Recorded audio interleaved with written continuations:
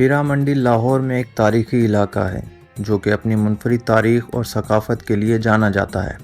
اس کی جڑیں مغل دور سے ملتی ہیں، جب یہ شاہی محلہ کہلاتا تھا، یعنی شاہی پڑوس۔ یہ مغل شہزادوں، امراء اور درباریوں کی آمد و رفت کا مرکز تھا، جہاں طوائفیں یعنی رقاصائیں اور درباری فنکارائیں لوگوں کی تفریح کے لیے موجود ہوتی تھیں۔ یہ طوائفیں صرف رقاصائیں نہیں تھیں بلکہ فنون لطیفہ، موسیقی، شاعری اور ادب میں تربیت یافتہ ہوتی تھیں اور ان کی سماجی اور ثقافتی زندگی میں اہم کردار ادا کرتی تھیں۔ 15ویں صدی مغلیہ دور حکومت میں ہیرا منڈی کا قیام وجود میں آیا۔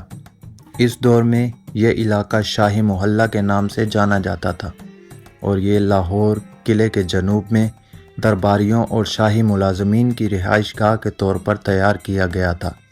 یہاں افغان اور ازبکستان سے خواتین کو شاہی دربار کی تفریح کے لیے لایا جاتا تھا۔ یہ علاقہ موسیقی، رقص اور دیگر فنون کا اہم کردار تھا۔ 18ویں صدی میں درانی سلطنت نے مغلیہ سلطنت پر حملہ کیا۔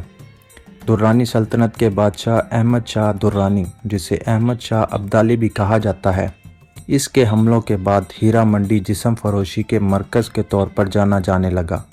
ابدالی نے اسے اپنی فوج کے لیے جسم فروشی کا مرکز بنا دیا۔ سکھ سلطنت نے 19ویں صدی میں درانی سلطنت کا خاتمہ کیا۔ سکھ سلطنت کے بادشاہ مہاراجہ رنجیت سنگھ نے لاہور پر قبضہ کرنے کے بعد شاہی محلہ کی ثقافتی حیثیت کو بحال کیا۔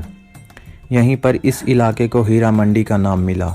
ایک رائے کے مطابق یہ نام مہاراجہ رنجیت سنگھ کے وزیر اعظم ہیرا سنگھ ڈوگرہ کے نام پر رکھا گیا، جنہوں نے اس علاقے کو ایک اقتصادی مرکز اور اناج کی منڈی کے طور پر فروغ دینے کا منصوبہ بنایا۔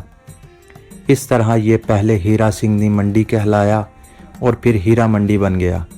اور ایک اور روایت میں یہ نام یہاں کی خوبصورت خواتین یعنی طوائفوں کی ہیرو جیسی خوبصورتی کی وجہ سے پڑا۔ رنجیت سنگھ نے طوائفوں کی سرپرستی جاری رکھی۔ سکھوں کو ختم کرنے کے لیے برطانوی سلطنت نے اپنا پنجہ گاڑا۔ برطانوی راج میں ہیرا منڈی کی شہرت ایک ریڈ لائٹ ڈسٹرکٹ یعنی جسم فروشی کا علاقہ کے طور پر مزید مستحکم ہوئی۔ برطانوی حکمرانوں نے طوائفوں کی حیثیت کو جسم فروشی میں تبدیل کرنے میں کردار ادا کیا۔ اس دور میں یہاں روایتی رقص اور موسیقی کی پرفارمنس جاری رہی، لیکن یہ علاقہ آہستہ آہستہ جسم فروشی کے لیے مزید مشہور ہو گیا۔ 1947 تقسیم ہند کے بعد ہیرا منڈی کی بہت سی طوائفیں اور فنکارائیں پاکستانی فلم انڈسٹری یعنی کہ لالی ووڈ میں شامل ہو گئیں اور انہیں شہرت ملی۔ بہت سے رقص اور موسیقی کے اسکول بند ہو گئے اور آہستہ آہستہ یہ علاقہ جسم فروشی کے لیے جانا جانے لگا۔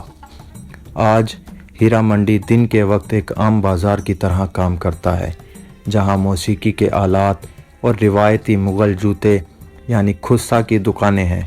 تاہم رات کے وقت یہ اب بھی ایک ریڈ لائٹ ڈسٹرکٹ کے طور پر جانا جاتا ہے۔